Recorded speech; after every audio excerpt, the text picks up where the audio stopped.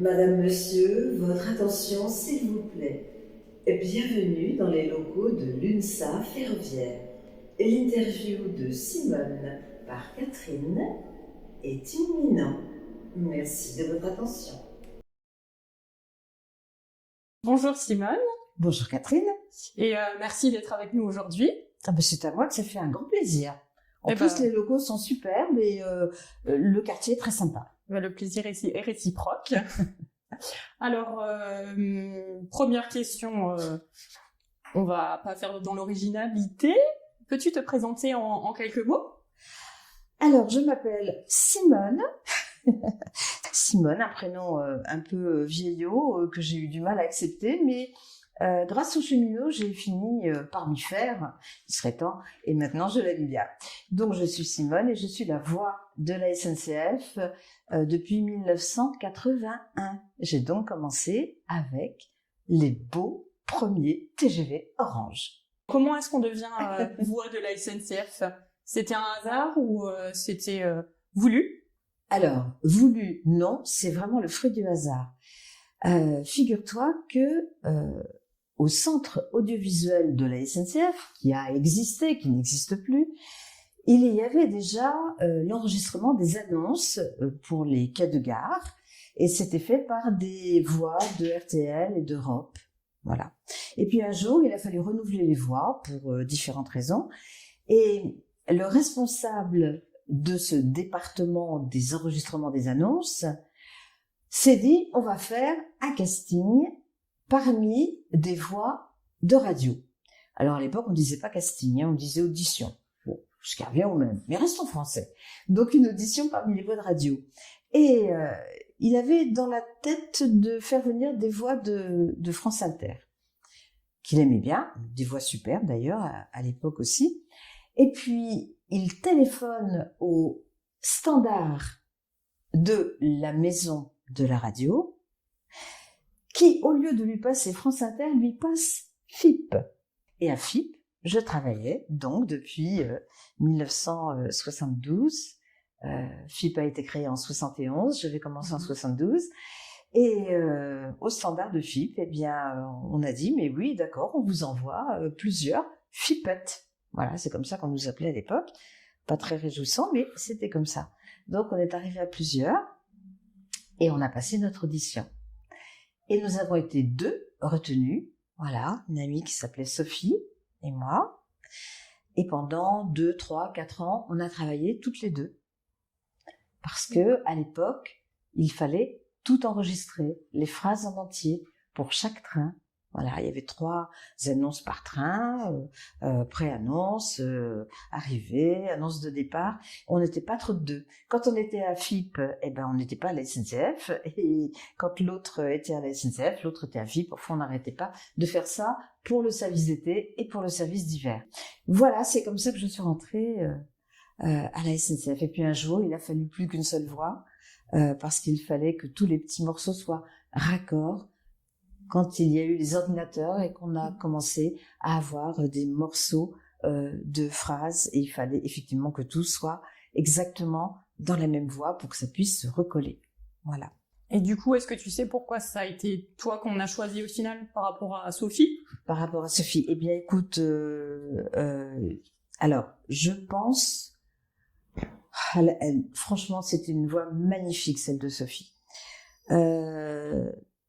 Je crois qu'il y avait des qualités techniques à ma voix qui faisaient qu'elle passait mieux dans un univers sonore compliqué qu'est une gare. Donc je pense que c'est pour ça. Je n'ai jamais su le fin mot de l'histoire, mais je vois pas ce que ça pourrait être d'autre parce qu'elle avait vraiment une jolie voix. Et du coup, est-ce que tu es amenée encore aujourd'hui à enregistrer des nouvelles annonces ou des morceaux de phrases, comme tu disais avant? Alors oui, ça continue.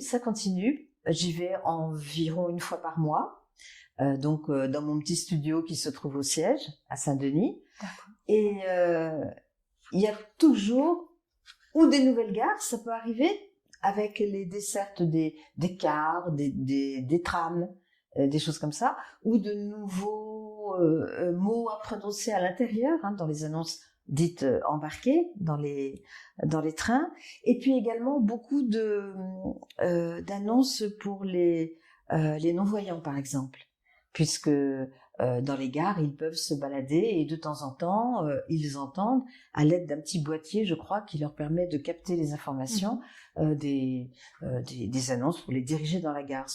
Et donc, on appelle ces annonces-là les balises sonores. Et c'est par exemple vers voie 1, vers hall accueil, voilà, vers passage souterrain. Voilà, il y a tout cet environnement-là pour les personnes en particulier non-voyantes. On s'y croirait. Ah bah écoute.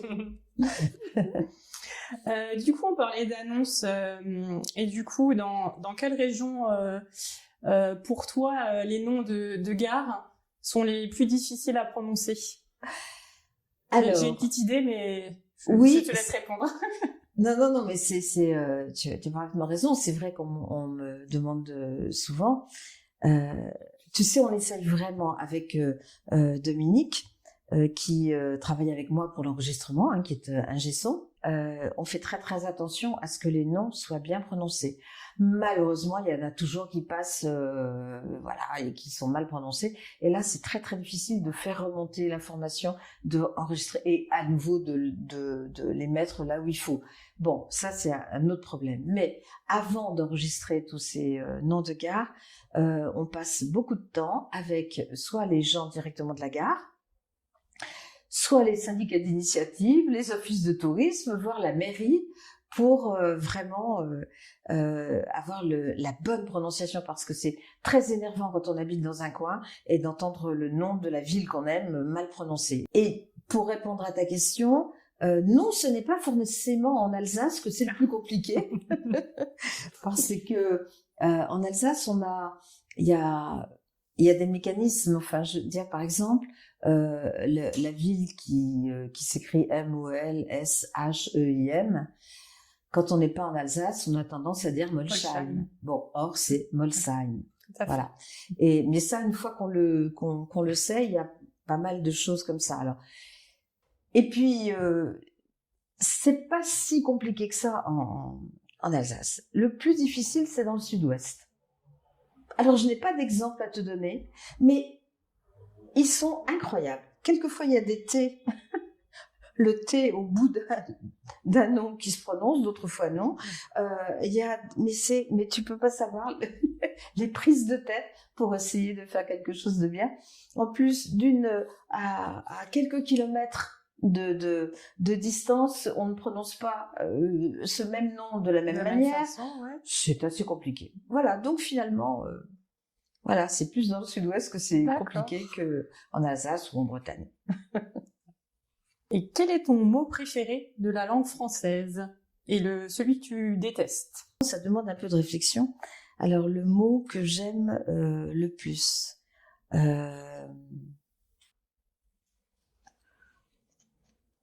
Alors, ça va être un peu bateau. C'est pas grave.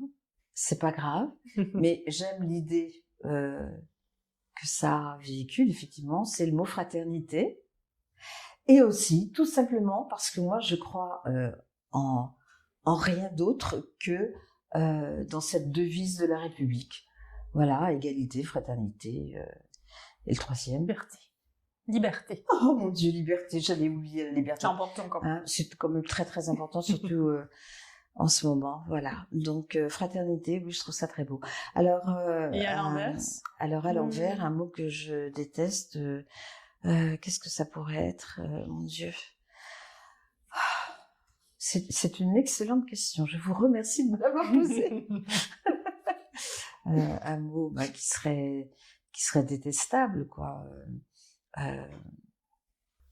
Allez, je sais pas, ça m'est venu comme ça, ségrégation.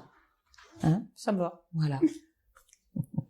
Est-ce que au sein de la SNCF, il y aurait un métier que tu aurais voulu exercer si tu n'avais pas été comédienne?